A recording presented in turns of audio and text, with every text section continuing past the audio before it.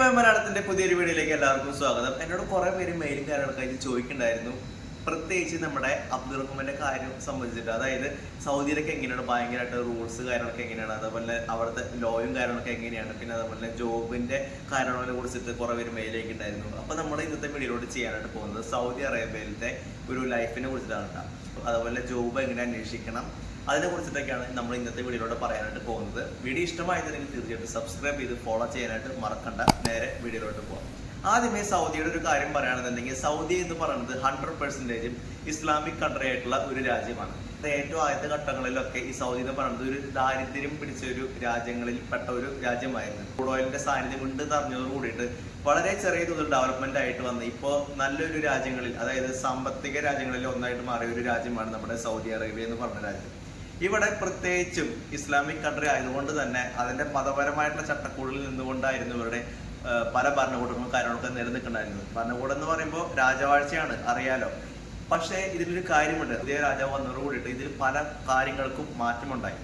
ഗേൾസിനൊക്കെ drive ചെയ്യാം, പർദ്ദയും കാര്യങ്ങളൊക്കെ ഇടണമെന്നായിരുന്നു ഏറ്റവും മുന്നേ ഉണ്ടായിരുന്നത്. അതൊക്കെ മാറി നമ്മുടെ നിയോൺ സിറ്റി വരുന്നത് 2030 ആകുമ്പോഴേക്കും നല്ലൊരു നിയോൺ സിറ്റി വരുന്നുണ്ട്. ഈ നിയോൺ സിറ്റി വരുമ്പോൾ ഒരു കാര്യം കിട്ടും, കുറെ പേർക്ക് ജോലി കാര്യങ്ങളൊക്കെ ഉണ്ടായിരിക്കും, ട്രൈ ചെയ്തവർക്ക് കിട്ടാനായിട്ട് ചാൻസ് ഉണ്ട്. ഓക്കെ, അപ്പോൾ അതെങ്ങനെ ട്രൈ ചെയ്യണമെന്ന് നമ്മൾ ഈ വീഡിയോയോട് പറയുന്നുണ്ട്. പിന്നെ അതുപോലെ തന്നെ നമ്മുടെ പുതിയ രാജാവ് എന്ന് പറയുന്നത് ടൂറിസത്തെ പ്രൊമോട്ട് ചെയ്യുന്നുണ്ട്, സ്പോർട്സിനെ പ്രൊമോട്ട് ചെയ്യുന്നുണ്ട്, അങ്ങനെ കുറെ കാര്യങ്ങളൊക്കെ ഉണ്ട്. ഈ അടുത്ത് നമ്മളൊരു വാർത്തയിൽ കാര്യങ്ങളൊക്കെ കിട്ടുന്നുണ്ടായിരുന്നു, മദ്യം നമ്മുടെ റിയാദിലൊക്കെ ഓപ്പൺ ആക്കിയിട്ടുണ്ട്. അതായത് ഈ മദ്യ ഷോപ്പ് കാര്യങ്ങളൊക്കെ ഇല്ല, അതൊക്കെ ഒരു നിശ്ചിത ഒരു ലിമിറ്റേഷനിലെ മദ്യം കാര്യങ്ങളൊക്കെ കൊടുത്തു തുടങ്ങിയിട്ടുണ്ട്. ഇനി വേറൊരു കാര്യം എന്ന് പറയുന്നത്, പലർക്കും പേടിയായിട്ടുള്ള ഒരു രാജ്യം കൂടിയാണ് സൗദി എന്ന് പറയുന്നത്. കാരണം ഇതിന്റെ റൂൾസ് ആൻഡ് റെഗുലേഷൻസ്, അതായത് ഇവിടുത്തെ ലോ കാര്യങ്ങളൊക്കെ എല്ലാവർക്കും ഭയങ്കര പേടിയാണ്.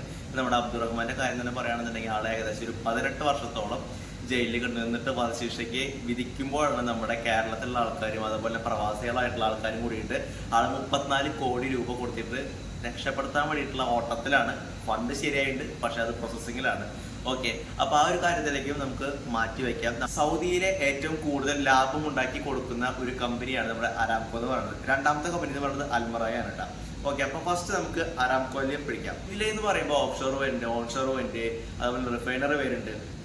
അപ്പോൾ ഈ അരാംകോയിലെ നമുക്ക് ഡയറക്റ്റ് ആയിട്ടും ഇൻഡയറക്റ്റ് ആയിട്ടും ജോബ് കാര്യങ്ങളൊക്കെ നോക്കാം. പക്ഷേ ഇതിൽ ഡയറക്റ്റ് ആയിട്ട് നോക്കുന്നവർക്ക് ഇപ്പോൾ എങ്ങനെയാണെന്ന് വെച്ച് കഴിഞ്ഞാൽ, നമ്മുടെ സൗദിയിലെ സിറ്റീസിനാണ് കൂടുതലായിട്ട് അവർ പ്രിഫർ ചെയ്യുന്നത്. ഇനി അരാംകോന്റെ അപ്രൂവലൊക്കെ ഉള്ള ജോബ് എടുത്തു കഴിഞ്ഞാൽ നമുക്ക് അതിൽ FCC ആയിട്ട് അതുപോലെ തന്നെ ഈ ക്ലൈന്റ് ഒക്കെ ആയിട്ടെന്ന് പറയും. ഓക്കെ, അത്തരത്തിൽ നമുക്ക് വർക്ക് ചെയ്യാനൊക്കെ ആയിട്ട് സാധിക്കും. അത് നമുക്ക് ഇന്ത്യക്കാർക്കും വർക്ക് ചെയ്യാം, അതുപോലെ ഫിലിപ്പീൻസുകാർക്ക് വർക്ക് ചെയ്യാം, മറ്റുപോലെ ഏത് രാജ്യക്കാർക്കും വർക്ക് ചെയ്യാം. പക്ഷെ അവരുടെ അപ്രൂവൽ എടുക്കണമെന്ന് മാത്രം. ഇനി അതല്ല, നമുക്ക് തേർഡ് പാർട്ടി ആയിട്ട്, അതായത് അരാംകോന്റെ പ്രൊജക്ട് കാര്യങ്ങളുണ്ടായിരിക്കും, അതുപോലെ ഷട്ട് ഡൗൺ ഉണ്ടായിരിക്കും, അതൊക്കെ പല പല കമ്പനികൾക്കായിട്ട് കൊടുക്കുന്നുണ്ടായിരിക്കും. അപ്പോൾ ആ ഒരു കമ്പനിയിൽ നമുക്ക് സേഫ്റ്റി ഓഫീസർ അല്ലാന്നുണ്ടെങ്കിൽ QC, അതായത് അരാംകോന്റെ അപ്രൂവൽ കിട്ടിയിട്ടുള്ള ഏതൊരു ജോബിനും നല്ല രീതിയിൽ സാലറി ഏൺ ചെയ്യാനായിട്ട് നമുക്ക് സാധിക്കും. അതിനെക്കുറിച്ചുള്ള വീഡിയോസും കാര്യങ്ങളൊക്കെ ഞാൻ ഓൾറെഡി ചെയ്തിട്ടുണ്ട്, ലിങ്ക് ഞാൻ ഡിസ്ക്രിപ്ഷനിൽ കൊടുക്കാട്ടാ. സൗദി എന്ന് പറയുമ്പോൾ മറ്റു പല രാജ്യങ്ങളിൽ നിന്നും നമുക്ക് കൂടുതലായിട്ട് സാലറി ഈ ഒരു രാജ്യത്ത് നമുക്ക് ഏൺ ചെയ്യാനായിട്ട് സാധിക്കും. അതെങ്ങനെയാണെന്ന് വെച്ച് കഴിഞ്ഞാൽ, ഇപ്പൊ നമ്മുടെ ദുബായിന് എടുക്കുകയാണെന്നുണ്ടെങ്കിൽ അവിടെ നല്ല സാലറി കാര്യങ്ങളൊക്കെ ഉണ്ട്, ശരിയാണ്. പക്ഷേ അതിലൊരു പ്രശ്നം എന്ന് വെച്ച് കഴിഞ്ഞാൽ, നമുക്ക് അവിടെ ഒരു ദിവസം ഓഫ് കിട്ടിയെന്നൊക്കെ വിചാരിക്കുക, ആ ഒരു ദിവസം തന്നെ നമുക്ക് ആ ഒരു പൈസ അവിടെ തന്നെ ഏകദേശം പൊട്ടിപ്പോകാനായിട്ട് ചാൻസ് ഉണ്ട്, നല്ല രീതിയിൽ എക്സ്പെൻസീവ് ആവാനായിട്ട് ചാൻസ് ഉണ്ട്. പക്ഷെ ഇവിടെ നേരെ തിരിച്ചാണ്, ഇവിടെ അത്ര ഒരു എക്സ്പെൻസ് നമുക്കിവിടെ വരുന്നില്ല. പിന്നെ സൗദിയിൽ വന്നിട്ടുള്ള ആൾക്കാരോട് ഞാൻ ചോദിച്ചിട്ടുണ്ടായിരുന്നു, എന്തുകൊണ്ടാണ് നിങ്ങൾ ഈ സൗദി പ്രിഫർ ചെയ്തിരുന്നത്? അതായത് അരാംകോ അപ്രൂവൽ ഉണ്ട്, അതൊരു റീസൺ ആണ്. ഇനി രണ്ടാമത്തെ കാര്യം എന്ന് പറയുന്നത് നല്ലൊരു സാലറി കിട്ടും. മൂന്നാമത്തെ കാര്യം എന്ന് പറയുന്നത് കിട്ടുന്ന പൈസ അധികം പൊട്ടാതെ നാട്ടിലേക്ക് സെൻഡ് ചെയ്യാനായിട്ട് പറ്റും, നാട്ടിലേക്ക് അയക്കാനായിട്ട് പറ്റും. അതുകൊണ്ടാണ് കൂടുതൽ പേരും സൗദി പ്രിഫർ ചെയ്യുന്നത്. അപ്പോൾ സൗദി ലൈഫ് നല്ലതാണെന്നുള്ള കാര്യങ്ങൾക്ക് മനസ്സിലായല്ലോ. ഇതിന്റെ വേറൊരു അവസ്ഥയ്ക്ക് വരാണെന്നുണ്ടെങ്കിൽ, സൗദി ലൈഫിൽ ഭയങ്കരമായിട്ട് റൂൾസ് കാര്യങ്ങളൊക്കെ വരുന്നുണ്ട്. അതായത് ഇവിടുത്തെ റൂൾസ് നമ്മൾ പാലിക്കണം. നമ്മുടെ ഇന്ത്യയിൽ ഒരു ലോ ഉണ്ട്, അതുപോലെ സൗദിയിലും ഒരു ലോ ഉണ്ട്. അത് വിട്ടിട്ട് നമ്മൾ ഒരിക്കലും ചെയ്യാനായിട്ട് പാടില്ല. അപ്പൊ ആ ഒരു ലോ കാര്യങ്ങൾ നമ്മൾ ഫോളോ ചെയ്യണം. ഇവിടുത്തെ ലോ എന്ന് പറയുന്നത് ഇത്തിരി ടഫും കാര്യങ്ങളൊക്കെയാണ്, അപ്പൊ അതേപോലെ നമ്മൾ ഫോളോ ചെയ്തിട്ടുണ്ടായിരിക്കണം. സൗദിയിലെ ജോബ് നോക്കാൻ താല്പര്യമുള്ള ഒരു വ്യക്തിയാണെന്നുണ്ടെങ്കിൽ, അല്ലാന്നുണ്ടെങ്കിൽ സൗദിയിൽ ഉള്ള ഒരു വ്യക്തിയാണെന്നുണ്ടെങ്കിൽ, ഞാൻ ഈ പറയാൻ പോകുന്ന സൈറ്റുകളിൽ കയറിയിട്ട് ജോബ് സെർച്ച് ചെയ്യുകയാണെന്നുണ്ടെങ്കിൽ പെട്ടെന്ന് തന്നെ ജോബ് കിട്ടാനായിട്ട് ചാൻസ് ഉണ്ട് കേട്ടോ. നല്ല രീതിയിൽ നമുക്ക് സാലറി അതോടൊപ്പം കിട്ടും. ഫസ്റ്റത്തെ സൈറ്റ് എന്ന് പറയുന്നത് എക്സ്പാട്രിയേറ്റ്സ് എന്ന് പറഞ്ഞ സൈറ്റും അതുപോലെ തന്നെ കഫീൽ എന്ന് പറഞ്ഞ സൈറ്റും. ഈ രണ്ട് സൈറ്റും കൂടുതൽ പേര് എന്നോട് റെക്കമെൻഡ് ചെയ്തിട്ടുള്ള ഒന്നാണ് കേട്ടോ. ഫസ്റ്റത്തെയാണ് എന്നോട് കൂടുതൽ പേര് റെക്കമെൻഡ് ചെയ്തിട്ടുള്ളത് എക്സ്പാട്രിയേറ്റ്സ് എന്ന് പറഞ്ഞ സൈറ്റ്. ഇനി രണ്ടാമത് കഫീൽ എന്ന് പറഞ്ഞ സൈറ്റും. പിന്നെ ബാക്കി പറയാൻ പോകുന്നത് നമ്മുടെ നാട്ടിലൊക്കെ ഉപയോഗിക്കുന്ന സൈറ്റ് ആയിട്ടുള്ള ലിങ്ക്ഡിൻ ഉപയോഗിക്കുന്ന, നാട്ടിൽ എന്ന് വെച്ചാൽ അത് ലോക്കൽ എന്നുള്ളതാണ് ഞാൻ ഉദ്ദേശിച്ചത്.